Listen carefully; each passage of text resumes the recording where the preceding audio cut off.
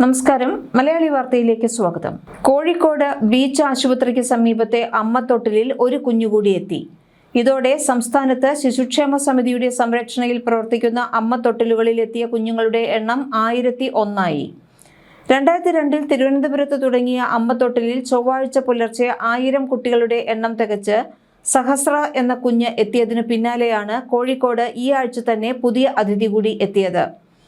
കഴിഞ്ഞ ഓഗസ്റ്റിൽ പ്രവർത്തനം തുടങ്ങിയ കോഴിക്കോട്ടെ അമ്മത്തൊട്ടിലിൽ എത്തുന്ന 11ാമത്തെ കുഞ്ഞാണ് ഇത്. ശനിയാഴ്ച ഉച്ചയ്ക്ക് 1:30 കോഴിക്കോട് ബീച്ച് ആശുപത്രിക്ക് സമീപമുള്ള അമ്മത്തൊട്ടിലിൽ ഈ പെൺകുഞ്ഞിനെ കണ്ടെത്തുന്നത്. 2 മാസം പ്രായമുള്ള ഈ കുഞ്ഞിന് 4.200 കിലോഗ്രാം ഭാരമുണ്ട്. ഡോക്ടർമാരുടെ പരിശോധനയിൽ കുഞ്ഞ് പൂർണ്ണ ആരോഗ്യവതിയാണ്. 1000 തികച്ച കുഞ്ഞായ സഹസ്രയുടെ പിൻഗാമിക്ക് സഹസ്രിക എന്ന് പേരിട്ടതായി സംസ്ഥാന ശിശുക്ഷേമ സമിതി general secretary GL Arun Gopi അറിയിച്ചു. ഈ വർഷം അമ്മത്തൊട്ടിലുകളിൽ എത്തുന്ന 13ാമത്തെ കുഞ്ഞും 6ാമത്തെ പെൺകുഞ്ഞുമാണ് സഹസ്രിക.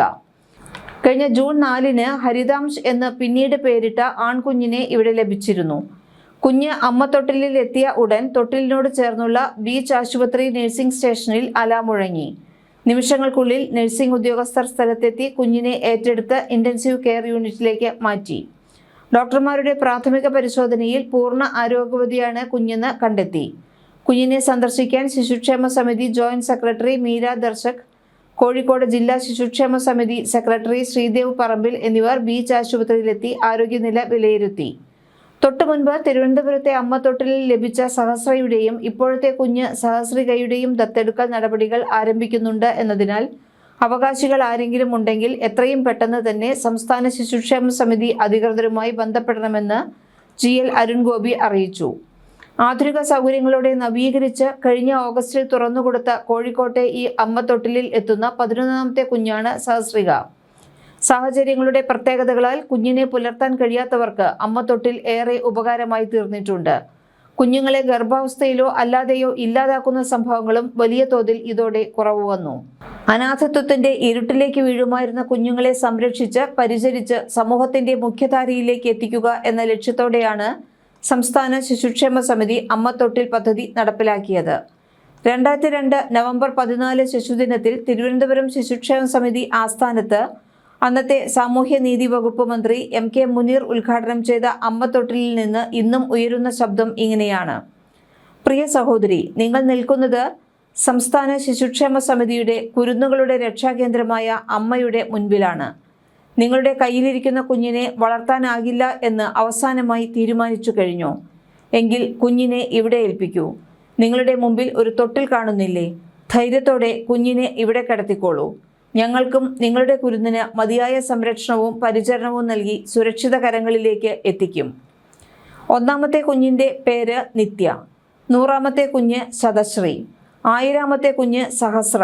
ഇടയ്ക്ക് നെഹ്റു കമല, ഗാന്ധി കസ്തൂർബ, ആർദ്രൻ ഹൃദ്യൻ, മാനവ് മാനവി, ഏലിമ തുലിക തുടങ്ങി നിരവധി ഇരട്ടകളും ഇവിടെ എത്തിയിരുന്നു. അധികൃതർ കുഞ്ഞുങ്ങൾക്ക് നൽകുന്ന പേരുകളും ഏറെ വ്യത്യസ്തമാണ്. Balabhaskar, Tejaswini, Irfan, APJ Abdul Kalam, Sugathakumari, Sachin, Dhoni, Kohli, Mithali, Pele, Maradona എന്നിങ്ങനെ പ്രമുഖരുടെ പേരുകൾ.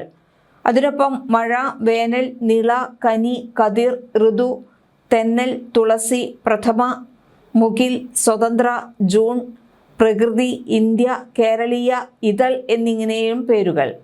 ഏറ്റവും കൂടുതൽ ഉപേക്ഷിക്കപ്പെടുന്നതും ദത്തെടുക്കാൻ ഏറ്റവും കൂടുതൽ ആവശ്യപ്പെടുന്നതും പെൺകുഞ്ഞുങ്ങളാണ് എന്ന് general secretary GL Arun Gopi പറഞ്ഞു. ആകെയുള്ള 1001 കുട്ടികളിൽ 682 പേർ പെൺകുട്ടികളും 319 പേർ ആൺകുട്ടികളുമാണ്. ഏറ്റവും കൂടുതൽ കുഞ്ഞുങ്ങളെ ലഭിച്ചത് തിരുവനന്തപുരത്താണ്, 667 പേർ. കൊല്ലം 38, പത്തനംതിട്ട 28, ആലപ്പുഴ 26, കോട്ടയം 43, ഇടുക്കി 20, എറണാകുളം 21, തൃശൂർ 27, മലപ്പുറം 34, പാലക്കാട് 34, കോഴിക്കോട് 26, കണ്ണൂർ 21, കാസർഗോഡ് 16, വയനാട് ഒന്നുമില്ല. അമ്മയുടെ അഭാവത്തിൽ വലയുന്ന നവജാത ശിശുക്കൾക്ക് ജീവൻ നൽകുന്ന ഹ്യൂമൻ മിൽക്ക് ബാങ്ക് തലസ്ഥാനത്ത് ആധുനിക സൗകര്യങ്ങളോടെ 2027 ജനുവരിയോടെ യാഥാർത്ഥ്യമാക്കാനുള്ള ശ്രമങ്ങളിലാണ് ശിശുക്ഷേമ സമിതി. ഇത് നടപ്പിലായാൽ ദത്തെടുക്കൽ കേന്ദ്രത്തിലെ കുട്ടികൾക്കായി മിൽക്ക് ബാങ്ക് സ്ഥാപിക്കുന്ന ഇന്ത്യയിലെ ആദ്യത്തെ സംസ്ഥാനമാകും കേരളം.